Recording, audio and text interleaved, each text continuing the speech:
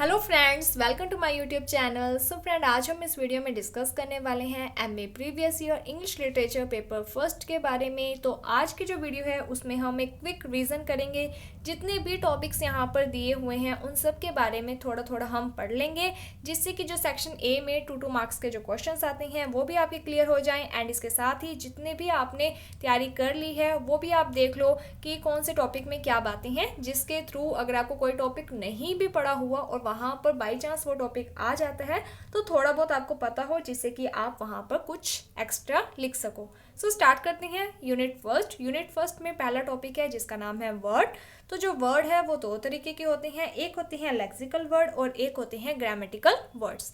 तो lexical word कौन से होते हैं, इसके लिए हम एक कर लेते हैं डेफिनेशन। लेक्सिकल वर्ड का मेनली मीनिंग क्या होता है? ऐसे वर्ड्स जिनका खुद का अपना एक मीनिंग होता है। डिक्शनरी में जितने भी वर्ड्स होते हैं उन्हें हम लेक्सिकल वर्ड कहते हैं। Lexical words are words which carry a concrete meaning, जिसका अपना एक मीनिंग है। और जो लेक्सिकल वर्ड होते हैं वो कौन कौन से हो सकते हैं? तो noun, verb, adjective and adverb, ये सभी जो होते हैं वो लेक्सिकल वर्ड के रूप में आते हैं और इन्हें ओपन क्लासेस ऑफ वर्ड कहते हैं। ये लाइन यहाँ पे मैंने क्यों ऐड की है, क्योंकि अगर आप प्रीवियस ईयर का पेपर देखते हो, जो कि मैं आपको दिखा देती हूँ एक सेकेंड, यहाँ पर आपका जो पहला क्वेश्चन है वो यही पूछा गया है, what is the difference between open and close classes of word. अब क्या होता है कि अगर आपने पूरा पेपर नहीं, पूरा सिलेबस अगर आपने अच्छे से तैयार नहीं भी कर रखा तो बस आपको मेन क्या है कि जितने भी सिलेबस में टॉपिक्स हैं उन टॉपिक्स की ऊपर ऊपर से आप एक एक डेफिनेशन पढ़ लो। जैसे कि पहला टॉपिक आपका क्या हुआ? Lexical word. और लेक्सिकल वर्ड को ओपन क्लासेस ऑफ वर्ड भी कहते हैं। तो जो एग्जामिनर उसने क्या किया, उसने लेक्सिकल वर्ड पूछकर क्वेश्चन नहीं किया, यहाँ पर उसने क्या है ओपन क्लासेस ऑफ वर्ड से क्वेश्चन कर लिया। तो अगर आपने लेक्सिकल पढ़ा भी होगा तभी आपको प्रॉपर पता होगा, इसीलिए मैं आपको एक एक डेफिनेशन बता रही हूँ। दूसरा है ग्रामेटिकल वर्ड। ग्रामेटिकल वर्ड कौन से होते हैं? Words for which the primary function, जिनका पहला काम क्या होता है? Is to indicate grammatical relationship as distinct from lexical words. यानी कि जो लेक्सिकल वर्ड्स हैं उनके बीच में क्या रिलेशन है, ग्रामेटिकल रिलेशन क्या है, उसके बारे में जो वर्ड्स बताते हैं उसे क्या कहते हैं? Grammatical words. और ये किस रूप में होते हैं? तो ग्रामेटिकल वर्ड्स में कौन कौन इंक्लूड होते हैं? आर्टिकल्स, ए एंड दा वाले, pronoun, I, we, you, they, conjunctions, ये सभी जो होते हैं ये ग्रामेटिकल होते हैं। जबकि जो लेक्सिकल होते हैं वो नाउन, वर्ब्स और एडजेक्टिव्स होते हैं। तो इस तरीके से जो आपका पहला टॉपिक है जिसका नाम था lexical word and grammatical word, वो हमने कर लिया। लेक्सिकल वर्ड को ओपन क्लासेस ऑफ वर्ड भी कहते हैं। तो ये आपका हो चुका है। नेक्स्ट जो आपका टॉपिक है वो है फ्रेज। फ्रेज क्या होता है? कोई भी जो सेंटेंस है वो क्लोज एंड फ्रेज से मिलकर बना होता है। फ्रेज एक शब्दों का ग्रुप होता है जिसमें ना तो सब्जेक्ट होता है ना ही ऑब्जेक्ट होता है, लेकिन इसका अपना एक मीनिंग होता है, लेकिन ये इंडिपेंडेंट नहीं होता है। इसकी डेफिनेशन मैं आपको दिखा देती हूँ एक सेकेंड। यहाँ पर दोनों ही डेफिनेशन लिखी है फ्रेज एंड क्लोज की, क्योंकि आपके 2 टॉपिक हैं। फ्रेज क्या है? अ group of 2 and more words, यानी कि एक ग्रुप है 2 या उससे ज़्यादा शब्दों का in a sentence related to each other, जो कि आपस में रिलेट करते हैं, acting as a single unit, जो कि एक सिंगल यूनिट के रूप में एक्ट करते हैं, but does not have a subject और अ प्रेडिकेट। प्रेडिकेट को वर्ब भी कहते हैं, यानी कि एक ऐसा सेंटेंस जिसके अंदर ना तो सब्जेक्ट होता है ना ही प्रेडिकेट होते हैं, उसे हम कहते हैं फ्रेज। जैसे कि Ram swims in the water, ठीक है, या इन द रिवर। तो इन द जो रिवर है, इन द रिवर, ये जो 3 वर्ड हैं, इन 3 वर्ड में ना तो आपका कोई सब्जेक्ट है और ना ही आपकी वर्ब है। तो ये जो है इन द रिवर, ये आपका क्या है? फ्रेज। क्लोज क्या होते हैं? एक ग्रुप ऑफ वर्ड जिसमें सब्जेक्ट एंड वर्ब होती है, उसे हम क्लोज कहते हैं। These are also a group of word, ये भी एक ग्रुप ऑफ वर्ड होता है इन ए सेंटेंस, एक वाक्य में, दैट हैव अ सब्जेक्ट और अ प्रेडिकेट। प्रेडिकेट को वर्ब कहते हैं।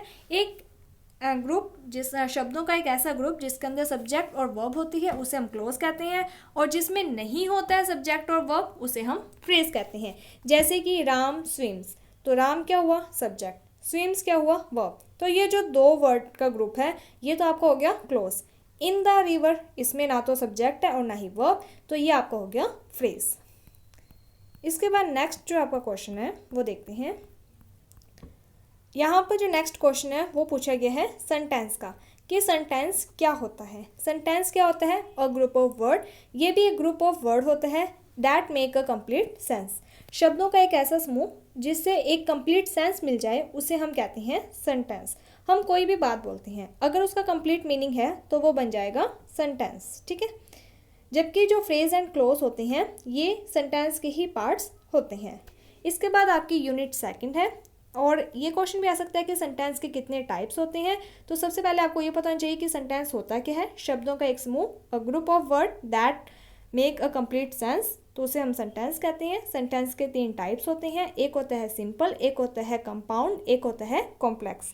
सिंपल जो सेंटेंस होता है उसमें एक सब्जेक्ट और एक वर्ब होती है, जैसे कि राम ईट्स अ मैंगो, तो राम क्या हुआ सब्जेक्ट, ईट्स क्या होगी आपकी वर्ब, तो ये हो गया सिंपल सेंटेंस। सेकंड होता है कंपाउंड सेंटेंस, जिसमें क्या होता है कि दो यानी कि वाक्य दिए होते हैं और वो किसी एक वर्ड से जुड़े हुए होते हैं, जैसे कि स्कूल की छुट्टी हुई और वह घर आया। स्कूल की छुट्टी हुई ये एक हो गया, वह घर आ गया ये दूसरा क्लोज हो गया। ये जो और एंड वर्ड है ये क्या है, इन दोनों को साथ में जोड़ रहा है। तो इन दोनों का अपना अपना एक मीनिंग है, लेकिन एंड इसको साथ में जोड़ रहा है, इसलिए ये जो सेंटेंस का टाइप है ये कौन सा हो जाएगा आपका कंपाउंड। तीसरा होता है कॉम्प्लेक्स। इसमें क्या होता है कि एक मेन क्लोज होता है और एक डिपेंडेंट क्लोज होता है, जैसे कि उसने कहा, ये तो हो गया आपका मेन क्लोज। कि वह आज नहीं आएगा, तो कि वह आज नहीं आएगा ये आपका हो गया डिपेंडेंट क्लोज। ये किसके ऊपर डिपेंड है? मेन क्लोज पर। अगर मैं डायरेक्ट बोल दूँ कि वह आज नहीं आएगा तो इसका कोई मीनिंग नहीं है, लेकिन अगर मैं ये बात कहती हूँ कि उसने कहा कि वह आज नहीं आएगा तो इसका अपना एक मीनिंग है। इस तरीके से सेंटेंस और उसके टाइप्स हो चुके हैं। सेकंड जो यूनिट है उसमें है टेंस। टेंस के लिए आपको रूल्स करने पड़ेंगे। कॉन्कॉर्ड, जिसको सब्जेक्ट वर्ब एग्रीमेंट कहते हैं, इसके लिए भी एक वीडियो बनाई गई है। तो ये जो टॉपिक हैं इसके रूल्स हैं जो कि आपको पढ़ने पड़ेंगे। इसी तरीके से मोडाल्स हैं। प्रेपोजिशन में आपको वर्ड्स पता होने चाहिए, इन, ऑन, अंडर, बिलोंग, बिसाइड, इनका क्या क्या मीनिंग होता है। और कभी कभी क्या है कि ज़्यादातर आपके जो क्वेश्चन है वो फिक्स्ड प्रेपोजिशन से आते हैं। इसके बाद है जिरेंट। जिरेंट क्या होती है? कोई एक ऐसा वर्ड जिसके लास्ट में ING लगा हुआ हो और वो सब्जेक्ट यानी कि नाउन के रूप में काम करता है तो हम उसे जिरेंट कहते हैं। नाउन कहाँ कहाँ काम करती है? एक सब्जेक्ट के रूप में और एक ऑब्जेक्ट के रूप में और एक कॉम्प्लीमेंट के रूप में। तो जहाँ पर ING सब्जेक्ट के रूप में आ रहा है, जैसे कि walking is a good exercise, ठीक है, तो जो वॉकिंग है ये क्या हो गया सब्जेक्ट, तो ये क्या है एक जिरेंट है। क्यों? क्योंकि वॉकिंग लास्ट में क्या आ गया ING और ये सब्जेक्ट के रूप में काम आ रहा है तो ये आपका क्या हो जाएगा जिरेंट। इसी तरीके से अगर ये ऑब्जेक्ट के रूप में काम आता है तो भी ये क्या हो जाएगा जिरेंट। मेन चीज़ इसमें ये होती है कि इसके लास्ट में ING वर्ड दिया होता है। तो यहाँ पे एक डेफिनेशन है, और gerund is the noun form of a verb that ends in ING। कि जो जिरेंट है देखने में क्या लगता है कि ये एक वर्ब है क्योंकि इसके लास्ट में क्या है ING, जैसे कि हम प्लेइंग बोल देते हैं, वॉकिंग बोल देते हैं, स्पीकिंग बोल देते हैं, इस तरीके से। तो ये हमें वर्ब लगती है, लेकिन ये नाउन की जगह पर काम करती है। जैसे कि ये सब्जेक्ट के रूप में आ सकती है, ये ऑब्जेक्ट के रूप में आ सकती है, इस तरीके से। इसके बाद नेक्स्ट यहाँ पर आपका जो टॉपिक है उसमें दिया हुआ है इन्फिनेटिव क्या होते हैं। इन्फिनेटिव्स क्या होते हैं? जिसमें टू प्लस वर्ब की फर्स्ट फॉर्म आती है। कोई सेंटेंस है जहाँ पर टू प्लस वर्ब की फर्स्ट फॉर्म है तो उसे इन्फिनेटिव कहते हैं। जैसे कि आई लाइक टू मीट, ठीक है, तो यहाँ पर to plus meet, MWT, meet, meet means मिलना, तो टू प्लस वर्ब की फर्स्ट फॉर्म है तो ये क्या हो जाएगा infinitive. An infinitive is a verbal consisting of word to plus verb की फर्स्ट फॉर्म, ठीक है, and functioning as a noun, adjective and adverb. और ये किस तरीके से काम करते हैं? नाउन के रूप में, एडजेक्टिव के रूप में एंड एडवर्ब के रूप में काम करते हैं, और इसे क्या कहते हैं इन्फिनेटिव। बस आपको इतना एक बार ध्यान देना है ताकि आपके हर एक जो टॉपिक है वो क्लियर हो जाए। इसके बाद है पार्टिसिपल्स। पार्टिसिपल्स क्या होते हैं? जैसे कि वर्ब की जो थर्ड फॉर्म होती है वो आपका पार्टिसिपल्स होती है।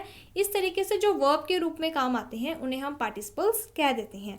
जिरेंट जो सब नाउन के रूप में काम आते हैं, जैसे कि सब्जेक्ट के रूप में आ जाए, ऑब्जेक्ट के रूप में आ जाए। इन्फिनेटिव जो टू प्लस वर्ब की फर्स्ट फॉर्म होती है, और जो पार्टिसिपल होते हैं जो वर्ब के रूप में काम आते हैं।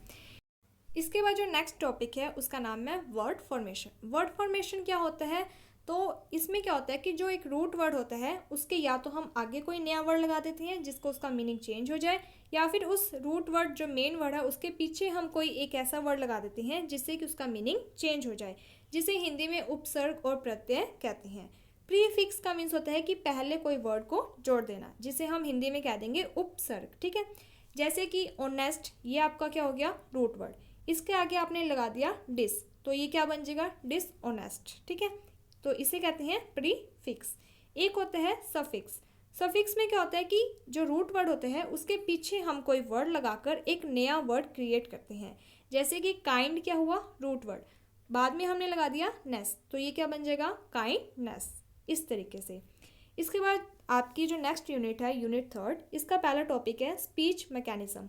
स्पीच मैकेनिज्म में आपको क्या पढ़ना है, इसमें आपको ये बताना है कि जब भी हम कोई वर्ड को प्रोनाउंस करते हैं तो वो साउंड किस तरीके से आती है। ठीक है, तो इसमें ये चीज़ें बताई गई हैं कि प्लोसिव क्या होते हैं, जैसे आपके टोटल 6 प्लोसिव होते हैं। प्लोसिव्स को स्टॉप कॉन्सोनेंट्स भी कहते हैं। इसी तरीके से फ्रिकेटिव्स होते हैं जो कि 9 होते हैं, एफ्रिकेट्स होते हैं जो कि 2 होते हैं, नेसल्स होते हैं जो 3 होते हैं, एम एन अंग।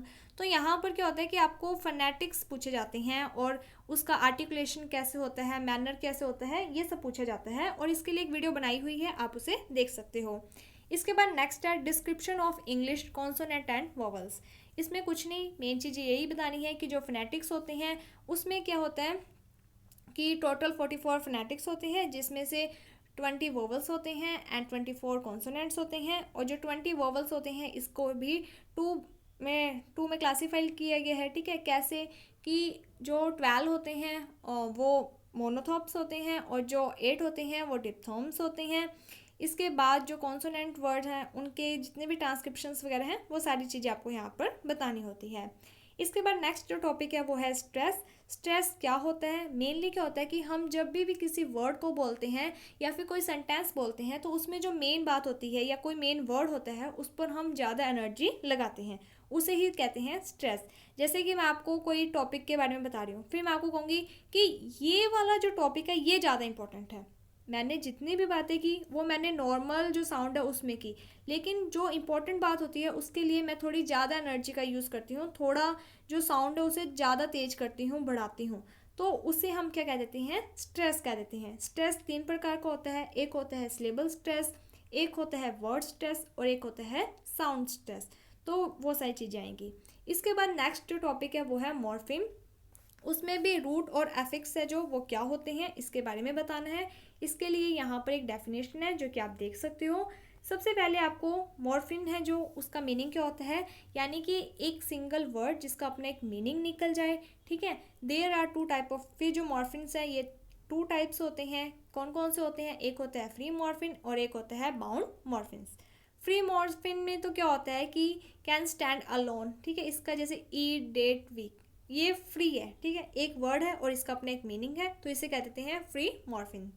लेकिन एक होता है बाउंड मॉर्फिन्स। इसमें क्या होता है कि ये अकेला स्टैंड नहीं कर पाता है। इसमें क्या होता है, morphemes are comprised of 2 separate classes. तो इसमें एक तो बेस वर्ड होता है यानी कि एक रूट वर्ड होता है, और इसके अलावा एक वर्ड हम आगे या पीछे जोड़ देते हैं। अगर हम आगे जोड़ते हैं तो उसे क्या कह देते हैं प्रीफिक्स, और पीछे जोड़ देंगे तो उसे सफिक्स, और जो भी वर्ड हम जोड़ते हैं उसे हम क्या देते हैं अफिक्स। ठीक है, अफिक्स। तो बेस वर्ड क्या होता है इसमें, अगर आप देखो जैसे वुमनली वर्ड है, ठीक है, तो यहाँ पर जो वुमेन है ये तो क्या हो जाएगा आपका मॉर्फिन। ठीक है, और जो LY है ये आपका क्या हो जाएगा अफिक्स। बस ये चीज़ है। अफिक्स क्या होता है, affix is a bound morphine that ओकर बिफोर और आफ्टर अ बेस या रूट वर्ड। जो रूट वर्ड है उसे तो हम मॉर्फिन कह देते हैं, और उस रूट वर्ड के आगे या पीछे अगर हम कोई वर्ड ऐड कर देते हैं तो वो जो वर्ड हम ऐड करते हैं उसे अफिक्स कहते हैं। तो जैसे कि यहाँ पर कुछ वर्ड्स लिखे हुए हैं, हेल्दी का जैसे हेल्दी क्या हुआ, ये तो आपका बेस या रूट वर्ड हो गया, अन यहाँ पर जोड़ दिया तो ये क्या हो जाएगा अफिक्स। इसी तरीके से रिगार्ड है जो ये आपका बेस वर्ड है, डिस लगाकर आपने क्या कर दिया उसको, यानी कि वर्ड का जो मीनिंग है वो आपने चेंज कर दिया, और ये जो डिस है ये क्या हो गया अफिक्स हो गया। ठीक है, फिर अफिक्स 2 टाइप के हो जाएंगे, एक सफिक्स होता है और एक प्रीफिक्स। अगर आगे जोड़ रहे हो तो वो प्रीफिक्स, पीछे जोड़ रहे हो तो सफिक्स। इसके बाद आती है यूनिट 4 जिसमें पहला टॉपिक है रीडिंग कॉम्प्रीहेंशन। रीडिंग कॉम्प्रीहेंशन क्या होता है, तो जैसा जब आपने पहले पेपर दिए होंगे 10th के, तो उसमें क्या होता है कि आपको एक पैसेज दे दिया जाता है, उसको पढ़ने के बाद नीचे क्वेश्चंस दिए होते हैं और उन क्वेश्चंस के जो आंसर होते हैं वो आपको उस पैसेज में से ढूंढकर लिखने होते हैं, उसे ही कहते हैं रीडिंग कॉम्प्रीहेंशन। तो इसमें जो क्वेश्चन है वो किस तरीके से बन सकता है, तो ये पूछा जा सकता है कि रीडिंग कॉम्प्रीहेंशन क्या होता है और जब हम इसे करते हैं तो किन किन बातों को अपने माइंड में ध्यान में रखना चाहिए। तो सबसे पहले आप बताओगे रीडिंग कॉम्प्रीहेंशन क्या होता है। जैसे कि हमें कोई आर्टिकल दिया जाता है, हमें उसे रीड करना होता है, अच्छे तरीके से समझना होता है, देन जो हमें क्वेश्चंस दिए हुए होते हैं उन क्वेश्चंस के अकॉर्डिंग हमें वो जो पैसेज होता है उसमें से आंसर को ढूंढना होता है, उसे कहते हैं रीडिंग कॉम्प्रीहेंशन।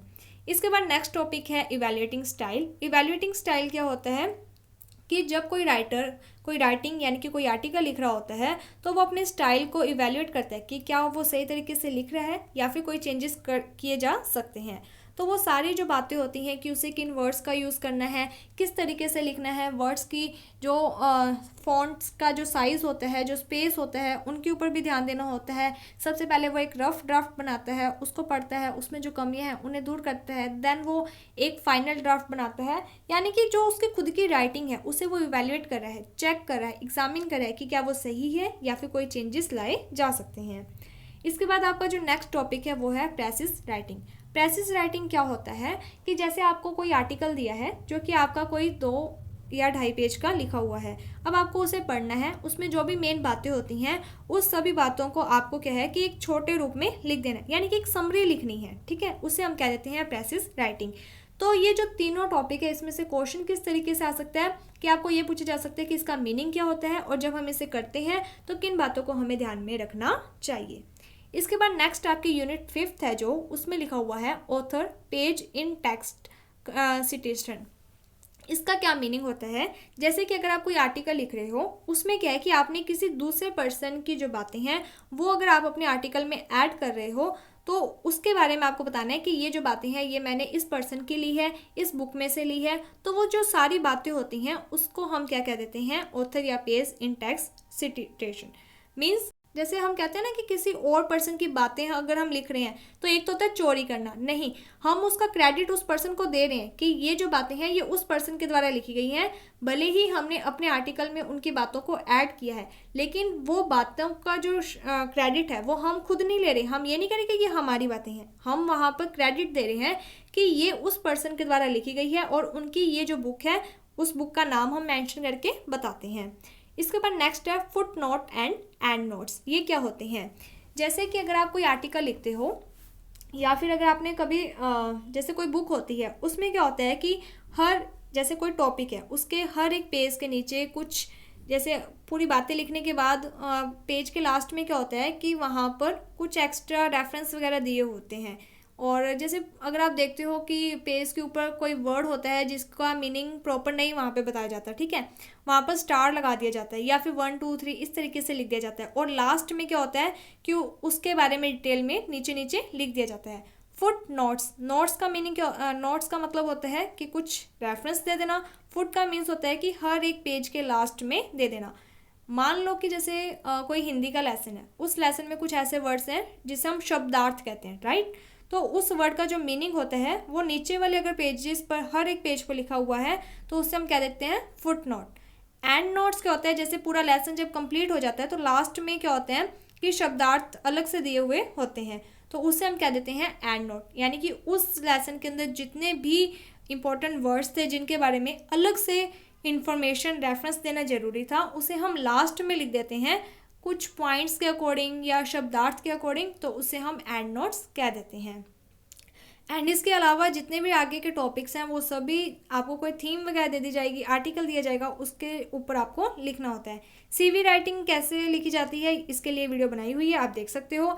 एप्लीकेशन राइटिंग कैसे लिखी जाती है, बिजनेस लेटर कैसे लिखे जाते हैं, ये अगर आपने पहले लेटर्स एप्लीकेशन लिख रखी हैं तो मेन वही होते हैं, बस आपको जैसे ऊपर टॉपिक दे दिया जाता है उसके बेस पर आपको लिखना होता है कि आप किस यानी कि किस बिजनेस से रिलेटेड क्या सारी बातें वो आपको ऊपर दी होती हैं, उसके अकॉर्डिंग आपको ये सारी चीज़ें लिखनी होती हैं।